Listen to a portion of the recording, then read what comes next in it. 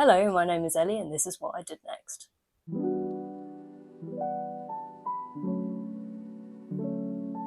Welcome to my studio. Just kidding, my bed is literally just there. So my current project is that I am attempting to crochet a beginner's cardigan. This is not a tutorial, you can just follow along with me as I go through the trials and errors of learning how to do a new skill, really. So I am learning this from this book by Sam Sabido. So the reason I chose this book is because the patterns in it are quite modern looking. So I was looking for things that were quite sort of trendy, and I loved all the patterns in this book.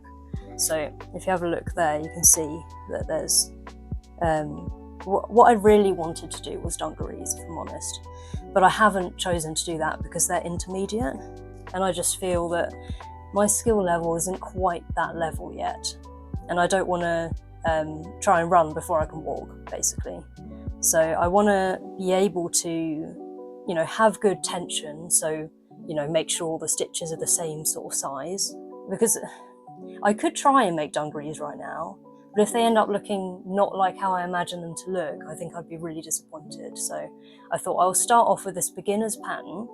I wanted a mustard coloured cardigan anyway, although honestly it's taken so long to make this thing so far that I'm like, man, I could have just bought one on Vinted, but but it's about the journey, not the destination. So my crochet history is that, well, so far what I've made is I've made 2 hats that don't look very good and that my mum and dad don't wear because they don't look very good. I'm sure they wouldn't admit that that's the reason, but especially the first one that I made for my mum does have holes in because I didn't know how to increase or decrease, and I did not look up how to do it.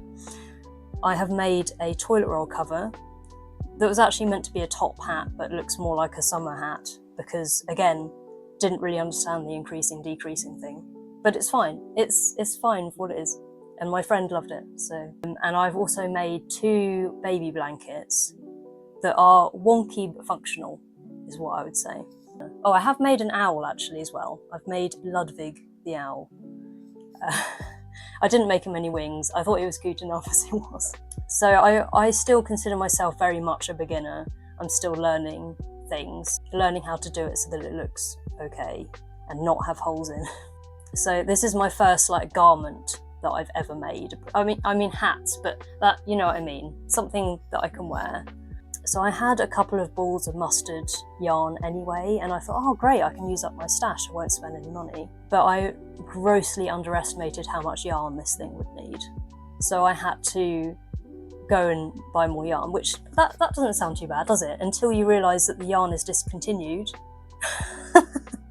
So I had to go to Vinted and I had to go to eBay and scrolling and paying more for yarn than, I mean, these balls of wool I think were 99p originally, and I do not want to think about the money that I've spent on this now, especially because I don't have any money to spend on this right now. But yeah, it's the journey. Something that I've learned through this is people do not tell you how long these things take to make. I mean, you will go on Instagram Reels and you'll see somebody do this. They'll be like, oh, look at all this yarn I have. And that's not real life.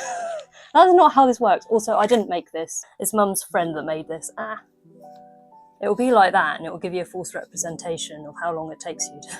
I mean, obviously you know that it won't take 5 seconds for you to make a whole blanket, but you don't see the fact that, you'll be crocheting for hours at home, and then I was crocheting at friends' houses, and I was crocheting at craft club every Wednesday morning. I think for me, when I'm crocheting, I need to do it with other people. I love crochet and knitting groups and the camaraderie of that, the encouragement when you're getting stuck on something, and just admiring how other people knit, how other people crochet. And I mean, my mum is known as the knitting machine for a reason.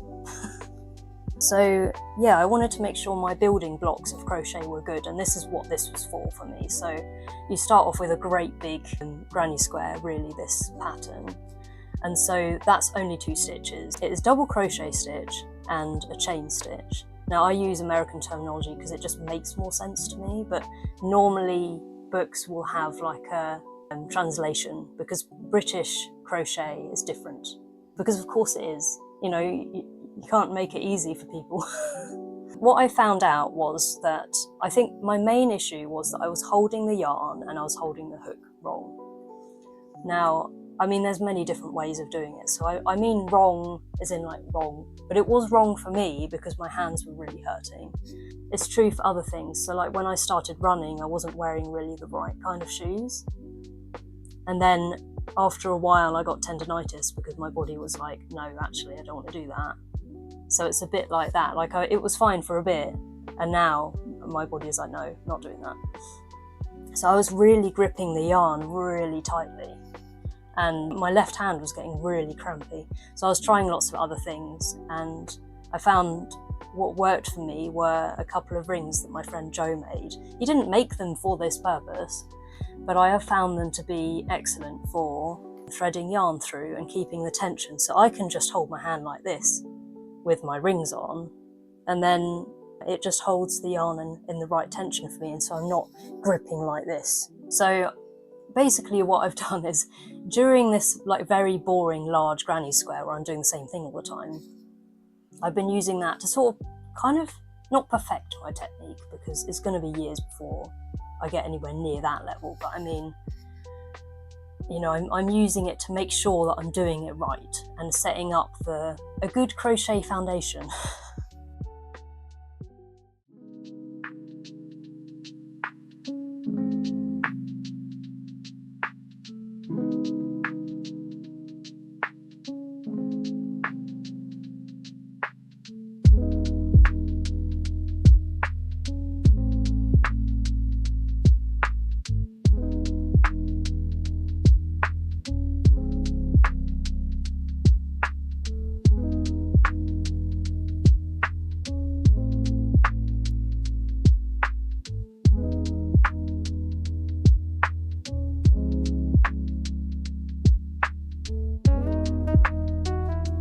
So after a very long time, it feels like a year. It's not been a year. It's been a few months, but I mean, it feels a very long time. I have actually got to the point where I can progress to the next stage of the cardigan. Hooray! Yes. Yeah, it looks so good in these colours, doesn't it? But I just did one colour because I was like, I didn't want to, especially going to craft club and other people's houses, I was like, I don't want to carry loads of different balls of wool with me everywhere. Although, to be honest with you, when it got to the larger bits where I'm literally just going around forever, I think changing colours may have added a bit more interest, and I think maybe I would have actually appreciated that. But especially in the early stages, you're changing the colour all the time. But you can see how it's like mainly a granny square and then it's like folded in, and it creates these really nice batwing sleeves. And I do like a batwing cardigan because it goes over so many things really well. If you've got something with sleeves, like a t-shirt, for instance, if you try and put a normal cardigan on that, it all goes like ruched up and weird looking. And so a batwing cardigan can really help that if you've got sleeves on something. Right, so here we are. I've got the diagram there. So it feels a bit like origami, honestly, folding the things in. I used to make like lotus origamis, and it reminds me a bit of that. So I'm going to fold those in, and it says to join in the middle. What does that mean? Create the sleeves. But the thing is, it says do that to create the sleeves, but where are they? Where are the sleeves? Where are you, sleeves? Maybe I'll just do it. I'll trust her, and I'm sure it will become apparent. I mean, the joining bit is the easy bit, honestly. I'm nervous about the ribbing. I've never done crochet ribbing before. And also, I've only really recently started to learn how to read patterns at all. Oh, I made some boobs. That reminded me of that because that really helped me learn patterns. So I made a couple of boobs for the lactation people in Poole Hospital. So I'll insert a picture of that. But that was really helpful. I was learning how to read patterns through that. I think what I struggle with is the abbreviations and things, because I just read it and my brain is like, what in the algebra is going on here? Join in bottom corner, 3 chain. But what corner are we talking about? This one. Slip stitch to third of third chain. What third chain? I haven't made, oh yeah, I did earlier in the sentence, I made a third chain.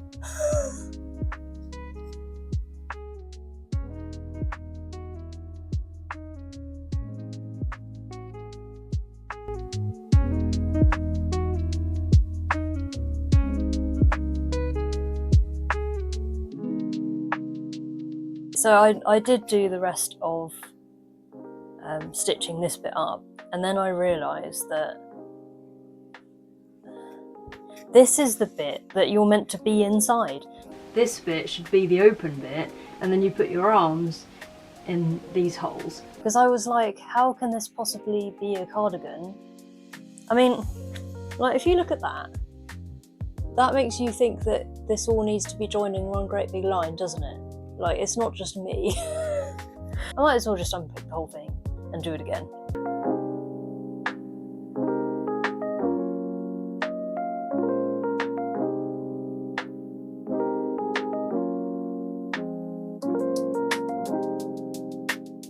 So after poring over the pattern, I did figure out how to do the ribbing, which is the next step of the cardigan. And it's got ribbing all the way around the edges and around the sleeves.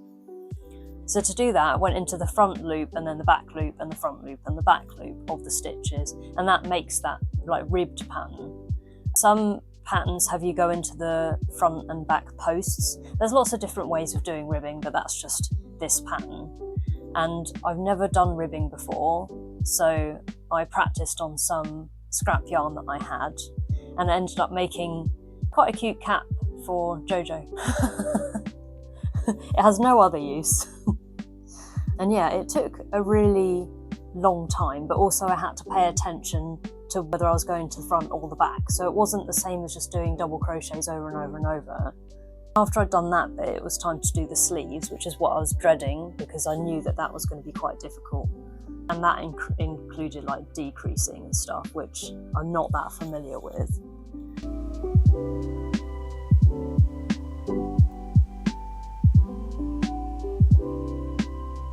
So I did the sleeves exactly according to the pattern to start with, but it just looked really weird. It didn't work at all. And I think that is a me problem because I was using chunky yarn and the pattern was for double knitting. So it's definitely on me that it wasn't like draping the way it should. It was more structural because of the fact I was using a thicker weight of yarn. So those sleeves just didn't work. They looked so weird. And so I had to figure out, well, what am I going to do with this then? And I decided that actually I prefer cardigans that have long sleeves anyway. And so I kind of made it up. I joined stitches together and like decreased it a lot. And then I just did the ribbing pattern all the way down to my wrists. And I think it looks fine. All right.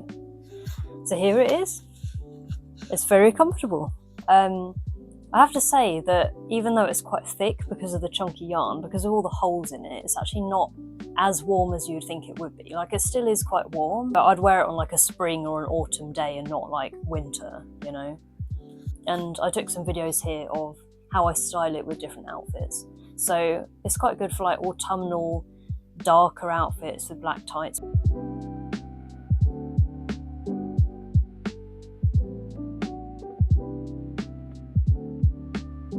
But it's also quite good over summer dresses like this.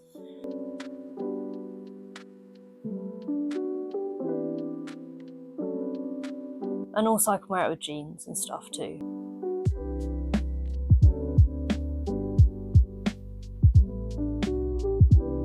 So as long as the outfit has got something mustardy in it, then it goes.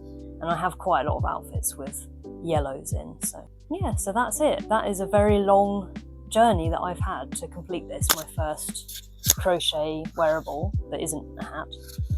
And I'm really pleased with it, and I definitely want to do more. In fact, I am doing more. I've started doing filet crochet, which I'm really enjoying. So this is the back panel, and I don't know if you can see that it's got like a heart pattern where like the missed stitch is on purpose. It's also sparkly. And yeah, so that's a really fun adventure that I'm going on next. And doing this cardigan is definitely like upped my skill level, so I'm able to attempt other things. And yeah, it's really exciting, and I can't wait to make more things. I already have bought more yarn. I've got loads of projects in mind that I want to do now, and I just love crochet, and I love going to Craft Club and crocheting with other people, and I want to learn knitting next, so stay tuned for that. And I'll see you later.